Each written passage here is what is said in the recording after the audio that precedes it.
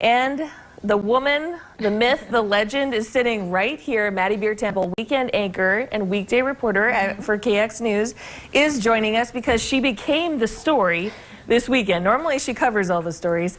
Thank you so much for joining us, Maddie. Thanks for having morning, me, Maddie. Amber. Good morning, guys. Okay, so this story has kind of blown up. I'd say it went local viral, right? I'd say so, yeah. I guess by those standards. Can you just walk us through what happened? Around mile 7, you realized you had taken a wrong turn, right? What happened? Basically, yeah. So right off the expressway bridge, you can go left or you can go right. Everybody in front of me was going left, and I didn't see a sign or anything, so I kind of just went with them.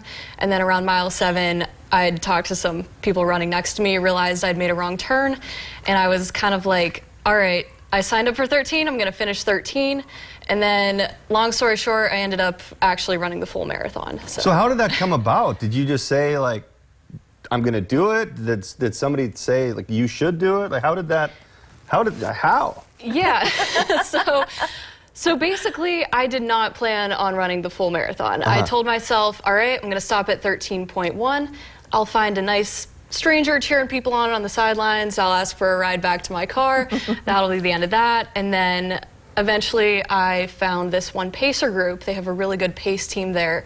And her name was Carrie, and she encouraged me to basically join her group, keep running. If you're feeling good, you need to stay hydrated, but if you feel like you can do it, it looks like you're doing a full today. And so she was just so upbeat.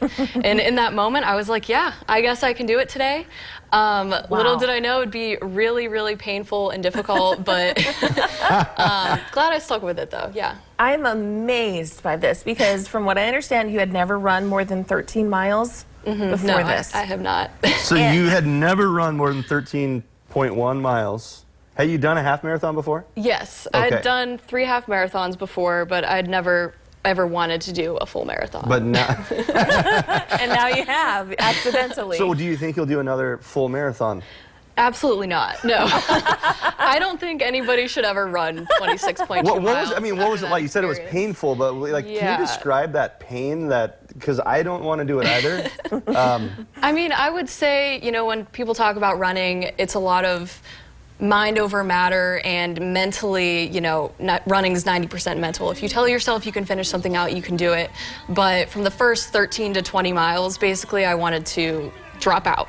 But once I hit 20, I was like, all right, I've got 10K left, and I can't just stop at 20 and say, all right, I only ran 20 miles. So, I mean, it was physically exhausting, but by the end of it, mentally, I was kind of all in. And here you are crossing the finish line. What was that moment like? I mean, you have just achieved something you didn't even set out to achieve. You overachieved. What are you feeling right there? Well, I'm feeling really proud of myself. Also, a lot of disbelief that I actually did it, because there were some serious moments during the race where I was very much considering just, you know, quitting, sitting on the grass for a little bit, hoping I could eventually get home. But it was a great feeling, and also to see all the pacers and the people who'd run alongside me, cheering me on at the end, running with me basically the last quarter mile. Yeah. That really gave me a boost too. That's really cool. Maddie Biertempel, she's not a quitter. It's an inspirational story. It truly is. It really is. It really just goes to like your mental fortitude, if you will. Not everybody in the world, very few people have that. So kudos to you, that's amazing. I do think, though, anybody can do it. It is a mental thing. If you guys wanted to run a half marathon tomorrow, it'd be difficult, but I really do think anybody can do it. And so you're not thinking in your head the whole time, am I done yet? Am I done yet? Am I done yet? Wait, that's what did I do? What did I do? I mean, I was thinking that at the beginning of the wrong turn. I'm like, this is going to be the most embarrassing thing to tell my friends, to tell everybody I made a wrong turn. And then it really took a 180 by the end of it. Oh my gosh. Yeah, so you ran an extra 13 miles to redeem yourself. Basically, yeah. You are my hero, and a lot of people's. The story went viral, as it should have, and she does a great job telling other people's stories, by the way. Thank you. Have to mention that. But Maddie, what is your favorite season for running? Is it, you know, it's a big day today, guys. I even asked you to dress accordingly. It's the first day of fall, so it's a big day. What is your favorite season to run or work out in? I love running in the summer. I'm kind of like a cold-blooded person, so I love getting outside in the heat and just sweating a lot. But when it's like 50 degrees and the trees are changing and it's not too windy, I do like fall running, but there's something about a good summer run where it's like really hot that I enjoy. Loves summer. Good for you. I'm like, oh, cool it down. I'm ready for fall. But in honor of that, we have our first pumpkin spice latte of the season. So cheers to you guys. Cheers. And, cheers to Maddie and 26.2 cheers to miles. Maddie. Yeah. It makes me feel a little better that you're like, I'm not doing that again. Oh no. I mean, I'm like, are you a superhero? She's like, I'm going to be an ultra runner. Like, just stop it.